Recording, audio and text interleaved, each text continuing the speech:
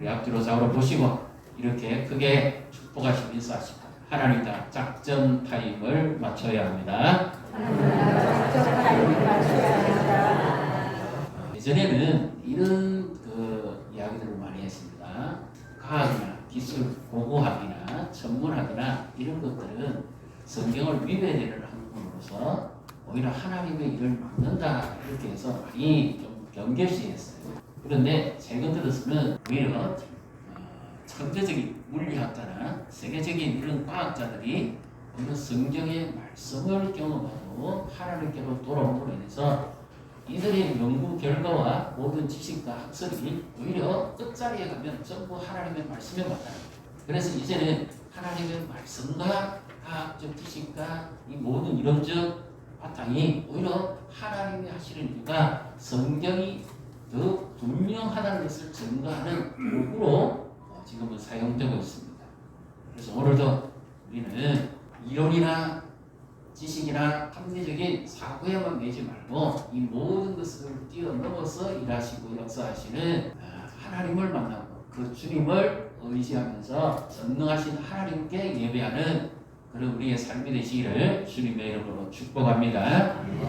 자, 오늘 우리가 가야 될 길을 한번 정확한 답이 잘 없어요. 근데 이제 사진을 한번 보여주세요. 첫 번째.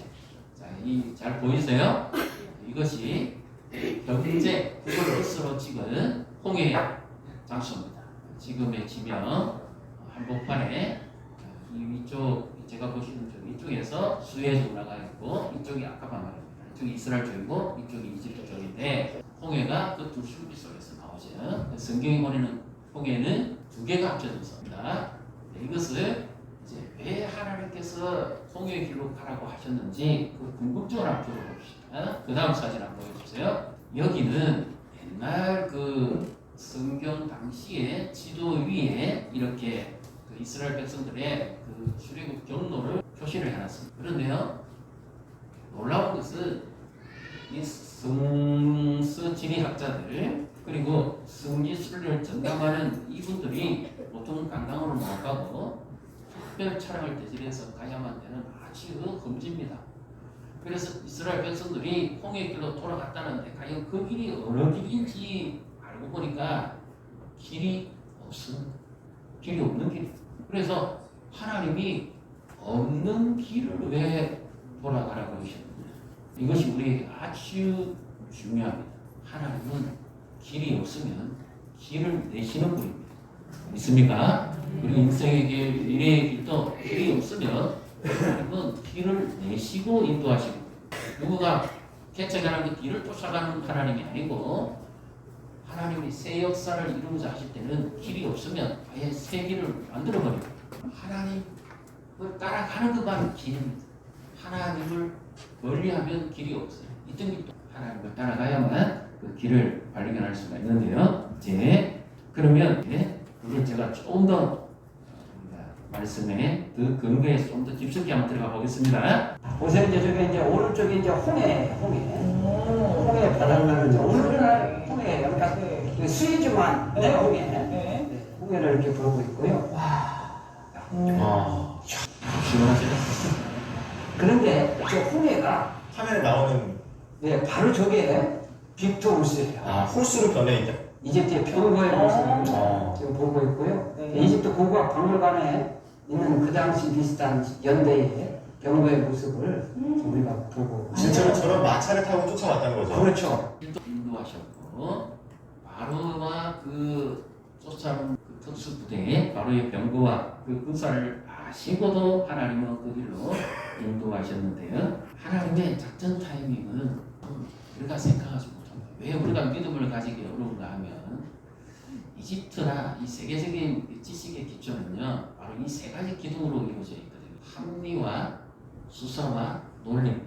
이것들은 누가 봐도 객관적인 증거가 있어야만 사람이 설득이 되게 있어요. 근데 하나님은 그 원리의 말씀, 절대적인 주권을 가지신 하나님을 믿고 의지하라고 하나님은 말씀하십니다. 그래서 신앙을 처음 가지신 분들이나 그러니까 신앙생활 하다가 어려움에 빠진 분들이 왜 믿음을 계속 가지기가 어려운가 하면 내 눈으로 봐야 되거든요. 근데 하나님은 눈으로 안 보여주셔요. 합리적 사고는 눈으로 보고 손으로 만지고 머리가 설득이 되어야만 움직이게 되거든요. 이게 과학적 사고죠. 과학자들은 언제든지 자기의 이 근거해서 지식에 바탕으로 해서 이제 관찰을 해가지고 연구해가지고 결과물을 만드는 거잖아요. 그래서 많은 사람들이 학계에 동의를 얻고 사람들이 호응을 얻으면 이제 발표도 하고 책도 만들고 스스로 활동을 하잖아요. 근데 하나님은 그렇게 일하시질 않았습니다. 내가 가장 힘들고 어려울 때 하나님께서 딱 보여주시고 믿으라. 그렇게 하시면 얼마나 좋겠습니까? 근데 하나님은 그렇게 일하시지는 않거든요. 우리가 지금까지 세상에서 훈련받아 왔던 거하고는 하나님이 일하시면 너무 다릅니다.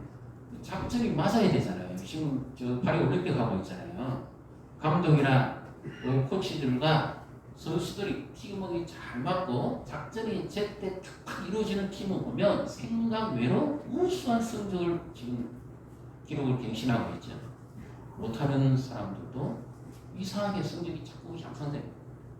작전 타임이 안 맞으면 하기 따르는 우수한 기량을 가졌음에도 불구하고 끝내 좋은 결과를 얻지 못해요. 하나님과 우리의 인생 작전도 마찬가지입니다. 하나님이 작전을 펼치시려면 우리 모두가 충분히 이해가 되고 납득이 되고 합리적 사고가 있고 논리가 있고 수사 이 모든 기둥을 통해서 하나님이 설득을 하셔야 되는데 하나님은 그렇게 일하시지 않습니다. 길도 없는 길로 오늘 가장 극단적인 곳으로 하나님이 인도하시죠. 10절 11절을 같이 읽습니다. 바로가 가까이 올 때에 이스라엘 자손이 눈을 들어본즉 애굽 사람들이 자기들 뒤에 이른지라 이스라엘 자손이 심히 두려워하여 여호와께 부르짖고 그들이 또 모세에게 애굽에 매장지가 없어서 당신이 우리를 이끌어내어 이 광야에서 죽게 하느냐 어찌하여 당신이 우리를 애굽에서 이끌어내어 우리에게 이같이 하느냐. 처음에는 그들이 아주 430년 종살이에서 아침결을 찍으니까 얼마나 기쁘고 즐거워서 나갔겠습니까? 예를 들어서 새박살이 면하는 것만 해도 그렇게 좋은데요. 군대 제대하는 것도 그렇게 좋은데 출애굽이었으니까 얼마나 신났겠습니까? 함성을 지르고 막 이스라엘을 외치면서 막 그렇게 갔겠죠. 그런데 뜻하지 않게 어려움이 닥칩니다. 바로의 군대가 쫓아올 줄은 몰랐죠.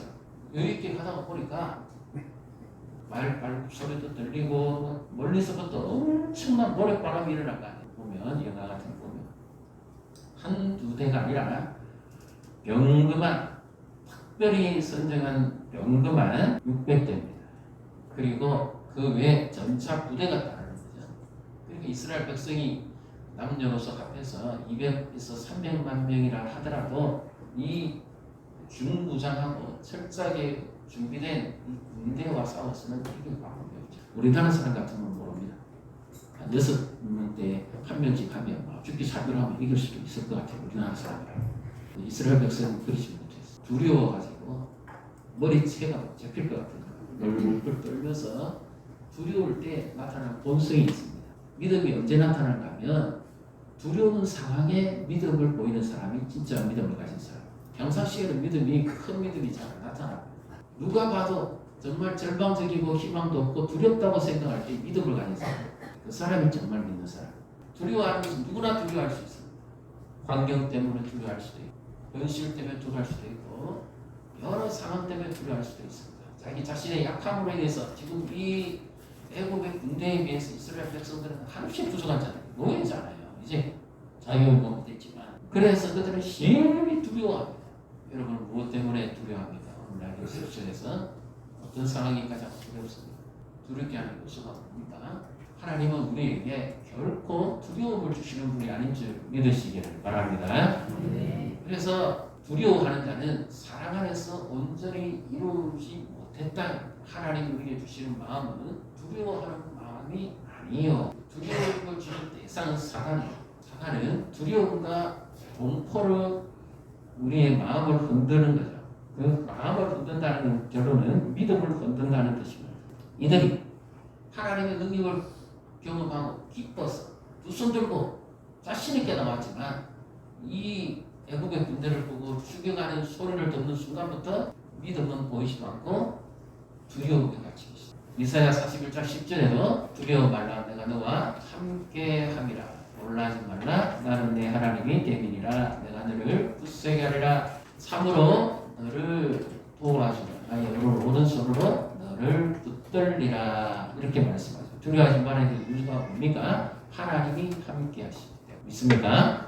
그리고 놀라지 말아야 될 이유가 뭡니까? 나와 함께하는 그분이 전능하신 하나님이 그의 의로운 오른손 능력의 오른손 이 표현이 어디서 나오는가 하면 바로 출애굽할 때 나온다. 그 하나님이 나와 함께 하시고 나를 그 능력의 손으로 붙들어 주시기 때문에 두려워하지 말아라. 근데 이들은 지금 하나님이 구름기둥으로 인도해 가는 것도 보는데도 왜 두려워합니까? 바로의 군마와 병거와 달려오는 그 군인들 때문에 두려움의 요소를 잘 파악해야 됩니다. 우리가 보는 것을 인해서 예를 들면 여기서 가장 가까운 대조를 한다면요 10절에 이스라엘 자손이 눈을 들어 여기 주체가 누구지요? 이스라엘 자손이 눈을 들어서 보았습니다. 자기들의 눈으로 합리적인 눈으로 과학적인 눈으로 현실적인 눈으로 보니까 지금 자칫 잘못하면 당시 애국이죠. 바로의 군대 오늘날 이집트 그 강력한 군대에게 다 마차바퀴에 깔려 죽게 생겼습니다. 그들이 보고 두려워합니다. 그런데 성경에서 하나님이 보라고 하는 것은 믿으라는 그 눈을 상징하는 하나님의 은혜를 말하거든요. 그런데 하나님께서 보라고 할 때는 믿음의 눈을 두고 보라는 거고 사람이 자기 눈을 스스로 보는 것은 불신앙의 눈 세상을 보거나 이치를 판단하거나 내 현실을 보거나 진앙적인 것을 봐도 내 눈으로 보는 것은 전부 세상적 가치 제가 아까 보여드렸죠. 세 기둥 합리, 수사, 논리 이 세 기둥으로 설득을 당해서 보는 겁니다. 가장 정확하게 보는 거예요. 눈으로 보는 거. 근데 하나님은 그렇게 보시는 것을 원하시지 않고 하나님을 보라고 합니다. 믿음은 하나님을 보는 것. 믿습니까? 옆에 보시고 축복하실 거예요. 믿음은 하나님을 보는 것입니다.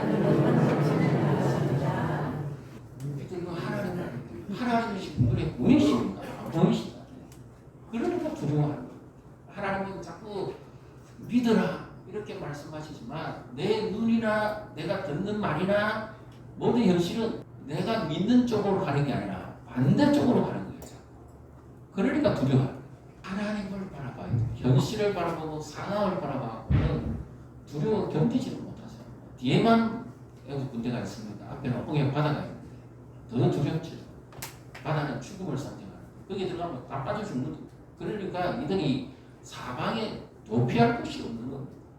자기 눈으로 아무리 살펴봐도. 그래서 두려워합니다. 그래서 두려워했을 때 일어나는 반응이 뭐지요? 왜 우리를 이곳에 인도해가지고 이 광야에서 죽게 하느냐. 차라리 애국 땅에서 맞다가 먹다가 뭐 그렇게 죽으면 차라리 더 낫겠다고 말이죠. 이런 상황인데 하나님께서 작전을 명령을 하셔야 되잖아요. 스포츠 경기나 뭐 유명한 구기 종목 같은 거 보면 감독이 후반전에 교체할 선수를 탁 이렇게 배치하고 또 막판에 가서 한번 뒤집기 할 수 있는 아주 스피드 있는 이런 선수들을 기용하잖아요. 그래서 막판 가서 탁 뽑아버리잖아요. 테크닉으로. 하나님도 작전을 내리셔야 되죠. 우리 인생을 하나님이 이끌어 가시면 작전을 내리셔야 되는데 그 작전 타이밍이 지금 그들이 죽음을 두려워하는 상황인데 하나님이 작전 명령을 내리시는데 도무지 이해가 잘 안 되죠. 논리적으로도 과학적으로도 이걸 도무지 이해가 안 돼요. 알아들을 수 있도록 감독이 기술을 전수하든지 작전을 걸든지 뭐 그렇게 해야 성공할 수 있는데 하나님이 지금 사람도 아니고 전능하신 그 하나님이 애국 군대가 쫓아와서 다 죽을 판인데 하나님은 너무 어처구니 없는 작전 명령을 내리십니다. 12절에 우리가 다 죽겠다 그렇게까지 표현하잖아요. 자 13절 같이 읽습니다. 모세가 백성에게 이르되 너희는 두려워하지 말고 가만히 있어서 여호와께서 오늘 너희를 위하여 행하신 구원을 보라. 너희가 오늘 본 애국 사람을 영원히 다시 보지 아니하리라. 아멘. 너희는 두려워하지 말고 지금 두려워 죽겠는데 두려워하지 말라고 한다 해서 두려워하지 않을 것 같으면 그 정도 두려움이야 누구나 극복할 수 있겠죠. 지금 여기서 다 죽겠다고 그러고 있는데 두려워하지 말라고 하는 거예요. 작전 명령이 잘못 온 거 아닌가요? 정확하게 움직여져야죠. 우리나라에 뮤지컬 그 음악 감독이 있습니다. 이분이 신앙인이기 때문에 제가 말씀을 드리는데 이분이 참 우리나라 최초의 그 둘리라고 하는 이 뮤지컬을 성공해가지고 그때부터 이 세계에 이름을 알리기 시작. 이분은 지휘를 하는데 지휘가 작전이에요. 오케스트라 이 지휘고 가라고 그냥 다 휘가 잡습니다. 연예인은 뭐 특별히 그 명승황후라든지 이름 난 뮤지컬 있잖아요. 이것은 이분이 다 직접 음악 감독을 다 하셨는데 거기에는 뭐 재능 있는 사람 많이 있어요. 그러나 그 사람은 요거 하나 가지고 그 전체 다 휘졌습니다. 심지어 이거를 적으면서 그 사람들 한 사람 한 사람이 틀린 사람 누구지 바로 잡아낸 거예요. 그리고 그가 하는 말이 이 오케는 마치 작전한 것 같다. 완전히 초긴장 상태에서 이 모든 오케스트라 다른가 자신이 눈을 다 봐야 된다. 자기를 안 보면 틀림없이 실수가 나오고 하모니가 안 맞아진다. 항상 자기를 바라고 있고 누가 보는지 안 보는지 그때는 잘 안 보는. 그런데 이 사람은 전부 다 보는. 자기가 눈을 다 마주쳐야 돼. 우리가 하나님을 보지 않고 다른 것을 보게 되면 하나님과 작전이 남았습니다. 흔들리기 시작. 그래서 하나님이 그것 쳐다보지 말고 나를 보라는 거야. 왜 너 스스로 너 눈으로 보는 것에 대해서 설득을 해가지고 너 스스로 결론을 내리냐. 죽겠다고 이야기하는 사람은 주체는 누구지요? 하나님이 이들을 죽도록 이들을 데려나왔습니까? 합리적 사고를 그랬잖아요. 내 눈으로 봤고 내 들었고 내 만졌고 확실하다. 이제 다 죽었다 이 말이잖아요. 근데 하나님이 죽도록 인도하신 게 아니죠. 알아갔다고 데려가기 위해서 지금 인도하는 거예요. 그럼 누구를 봐야 됩니까? 하나님을 봐야 믿음이 생기죠. 오늘 우리는 뭘 쳐다보고 있습니까? 제가 초반에 과학자들이 근거나 학설 지식이 이야기했잖아요. 제가 이 연구를 해보면서 궁금한 게 하나 있었어요. 왜 그들은 전부 자기가 뒷받침하고 주장부터 시작해서 거꾸로 가서 성경이 맞는지 안 맞는지 하나님이 하신 일이 맞는지 안 맞는지 그것을 밝혀내려고 합니다. 그러면 안 나와요 답이. 그렇게 해서 안 돼요. 답을 어디서 찾아야 되죠? 성경에서부터 찾아야죠. 하나님의 말씀에서부터 찾고 그리고 성경이 기록된 그 이전 시대의 어떤 문헌이 있으면 그런 기억 저쪽에 들어가면 맞죠. 왜냐하면 모세가 주전 1446년에 우리 보통 개혁주의 신앙학자들은 그렇게 말합니다. 출애굽을 그랬을 때 지금으로부터 한 3,500에서 4,000년 정도를 잡으시면 다윗이 주전 1000년이니까요. 그 사이에 오면서 지진이라든지 쓰나미라든지 이런 것들은 얼마든지 일어날 수 있잖아요. 그러니까 지형지물이 훼손될 수 있는 겁니다. 성경의 정확한 진명이 감춰져 있을 수도 있어요. 오히려 하나님이 그것도 우선할 수 있을 것을 아시기 때문에 오히려 어쩌면 성경의 홍해를 아예 하나님 바다에 잠깐 보내줄지도 모릅니다. 그 밑에까지 완전히 여기가 어딘가 하면 믹돌과 비아히로 아예 하나님께서 덮어버려주죠. 왜 이제 이런 결론을 나는가 하면 이집트가 수에즈 운하를 개발하면서 바다가 막히잖아요. 저쪽에는 자연히 땅이 구조하니까 호수가 되버려요. 그래서 거기 보니까 갈 데가 있더라. 그래서 여기가 홍해다. 이렇게 판단해 버리는 거죠. 하나님은 그렇게 안 했을 수도 있거든요. 아예 그냥 전체를 다 감춰버렸을 수도 있거든요. 그래서 우리는 성경에서부터 출발해야 돼요. 믿음은. 언제나 가설이나 학설 이런 지식에서 출발하는 것이 아니라 하나님의 말씀에서부터 출발해야 내 믿음이 흔들리지 않습니다. 여기서 하나님을 두려워하지 말라는 것은 감정적으로만 단순히 두려워하지 말라는 말씀이 아니고 눈을 돌이켜서 하나님을 응시하라고 하는 바로 그와 같은 것입니다. 왜냐? 하나님은요 이스라엘 백성이 생각하는 것처럼 자기들이 싸워서 이집트 군사를 물리치고 가라고 하시지 않거든요. 하나님이 하실 거예요. 애들하고 성경 공부하면 재밌습니다. 얘들아, 하나님께서 이스라엘 백성을 출애굽시켜서 광야에 이제 인도하셨는데 길도 없어서 그런데 홍해 바다로 돌아가게 만드셨는데 이집트 군대가 막 쳐들어온다. 근데 하나님이 빨리 도와주셔야 되는데 가만히 있으라고 그 아이들이 뭐라고 대답할까요? 그렇지요. 하나님이 가만히 있으라면 가만히 있으면 되잖아요.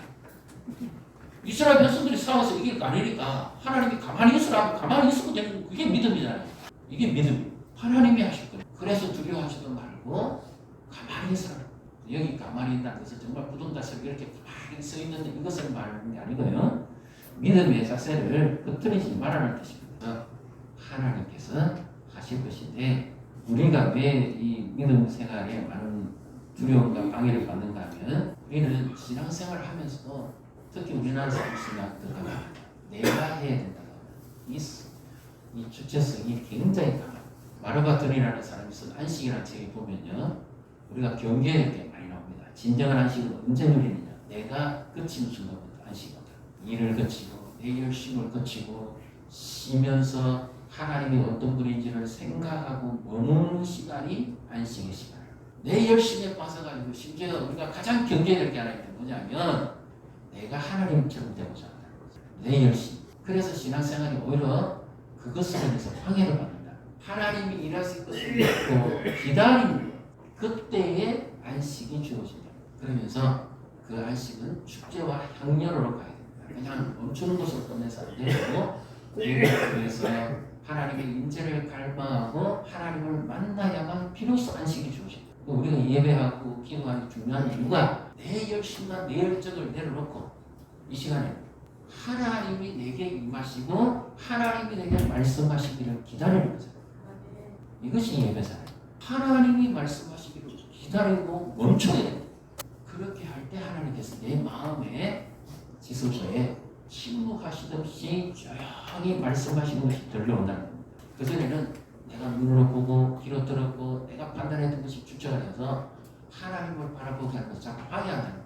두려움이 역시도 그래서 나타나는 것이고 쉬지 못하게 하고 조급하게 하고 불안하게 하고 이 모든 총체적인 믿음의 근간이 흔들리게 합니다. 한번 따라해 보시죠. 기도는 하나님이 하시는 것을 보고 기도합니다.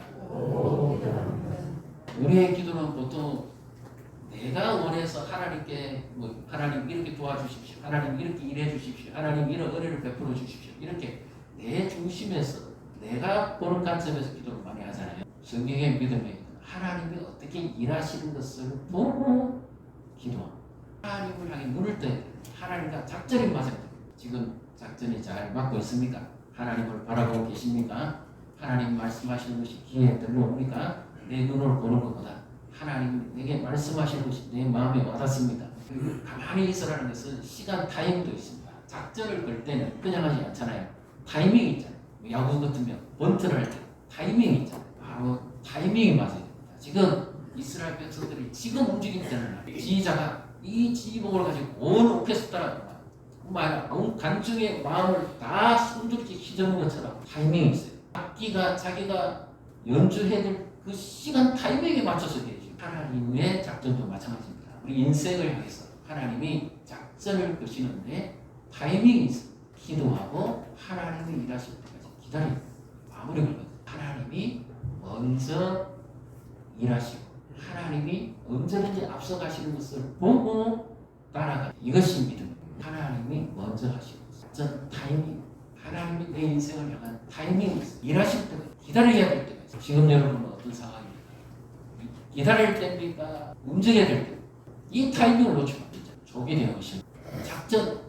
우리의 작전 실패하면 엄청 서포터링 맞아. 예술계에서 맞아. 작전에서 실패하면 완전히 망가집니다. 지금까지 공들여 왔는데 연습을 그래 많이 했는데 작전에서 실패해버리면 모든 게 끝나고 하나님도 마찬가지입니다. 우리를 인도해 가시는데 작전 타이밍, 작전 명령을 그 명령을 잘 수행해야 그때 비로소 우리에게 주어진 게 있는데 평안입니다. 안식 속에서 누리는 것이 바로 평안입니다. 하늘로부터 내려오는 평안. 사단은 두려움을 주기를 원하지만 하나님은 평안을 주시고 너희를 향한 나의 생각은 재앙이 아니요 평안이요 밝은 내일입니다. 있습니까? 하나님과 작전 타임 잘 맞춰야 돼요. 작전 명령을 잘 수행해야 돼요. 어떻게 해요? 두려워할 때는 하나님을 멈춰야 될 때는 멈추고 예배 속에서 하나님과 함께 축제를 즐기면서 하나님의 마지막 역전 작전 타임을 기다려야 돼요.